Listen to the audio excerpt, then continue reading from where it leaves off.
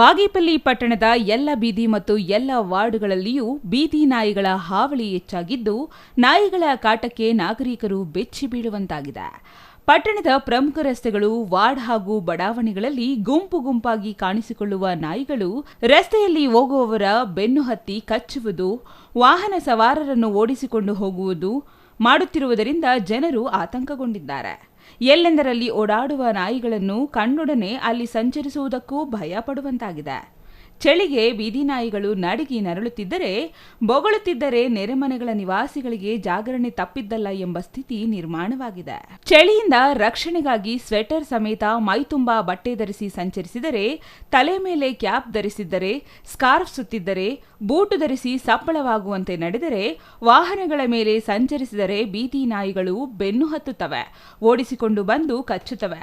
ಬೆಳಗ್ಗೆ ಹಾಗೂ ಸಂಜೆಯಾದೊಡನೆ ಬೀದಿಗೆ ಬರುವ ನಾಯಿಗಳ ಹಾವಳಿಯಿಂದ ಜನಸಾಮಾನ್ಯರು ತತ್ತರಿಸಿದ್ದಾರೆ. ಪಟ್ಟಣದ ವಾರ್ಡ್ಗಳಲ್ಲಿ ಬಹುತೇಕ ಕಡೆಗಳಲ್ಲಿ ಈಗ ಬೀದಿ ನಾಯಿಗಳದ್ದೇ ದರ್ಬಾರು. ನಾಯಿಗಳೆಂದು ಹೀಗಳೆದು ಮೈಮರೆತು ಸಂಚರಿಸಿದರೆ ಅಪಾಯ ತಪ್ಪಿದ್ದಲ್ಲ. ಕೆಲಸ ಮುಗಿಸಿ ಗಾಡಿಬಿಡಿಯಿಂದ ಮನೆ ಸೇರಿ ಚಳಿಯಿಂದ ಪಾರಾಗಬೇಕು ಎಂಬ ಒತ್ತಡದಲ್ಲಿ ವಾಹನದಲ್ಲಿ ಹೋಗುತ್ತಿದ್ದಾಗ 4-6 ನಾಯಿಗಳು ಓಡಿಸಿಕೊಂಡು ಬಂದವು. ತಪ್ಪಿಸಿಕೊಳ್ಳಲು ಎಷ್ಟೇ ಪರದಾಡಿದರೂ ಪ್ರಯೋಜನವಾಗಲಿಲ್ಲ.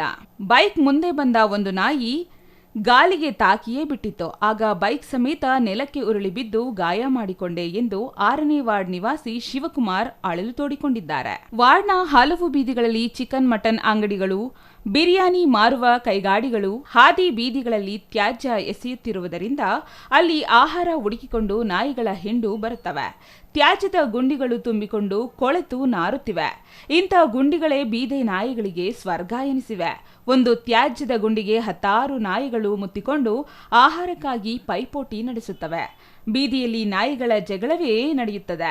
ಇಂತಹ ಸಂದರ್ಭದಲ್ಲಿ ಅಲ್ಲಿ ಸಂಚರಿಸುವವರು ಆತಂಕದಲ್ಲಿಯೇ ಮುಂದೆ ಸಾಗಬೇಕಾದ ಸ್ಥಿತಿ ಇದೆ. ಡಿವಿಜಿ ರಸ್ತೆ, ಕೊತ್ತಪಲ್ಲಿ ರಸ್ತೆ, ಗೂಳೂರು ಸರ್ಕಲ್ ಮತ್ತು ನ್ಯಾಷನಲ್ ಕಾಲೇಜು ರಸ್ತೆ ಹಾಗೂ ಮಟನ್ ಮಾರ್ಕೆಟ್ ರಸ್ತೆಯಲ್ಲಿ ನ್ಯಾಯಾಲಯ ಸಂಕೀರ್ಣ, ಸೆವೆಲ್ಸ್ ಶಾಲೆ, ಹಲವಾರು ಕಡೆ ಬೀದಿ ನಾಯಿಗಳ ಹಾವಳಿ ಹೆಚ್ಚಾಗಿದೆ.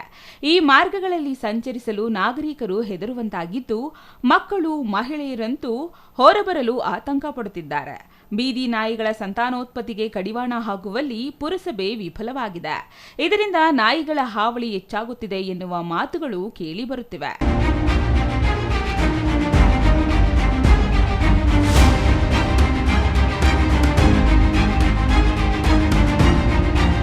ನಾಯಿಗಳ ಹಾವಳಿಗೆ ಕಡಿವಾಣ ಹಾಕಲು ಕ್ರಮ ವಹಿಸಲಾಗಿದೆ.